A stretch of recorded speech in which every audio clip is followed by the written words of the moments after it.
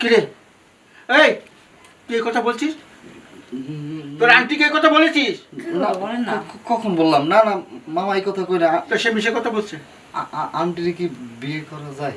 আসলে তোকে ভিতরে চোখে পর্দা পর্যন্ত নাই।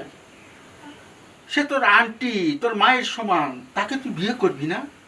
এই কথা তো তুই আশেপাশে মানুষের জানে, মানুষ নর্মাল থাকবে, ওই মানুষ নর্মাল থাকবে।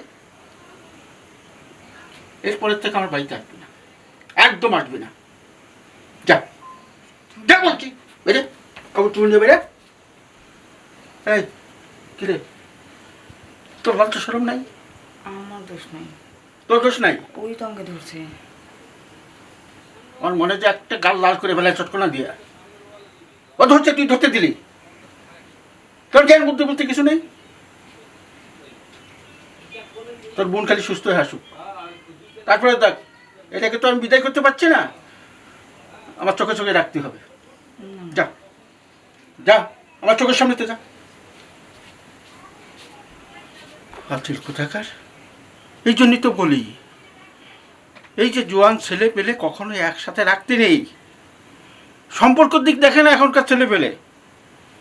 সি সি সি সি, লজ্জার ব্যাপার। আবার বলে বিয়ে করবে।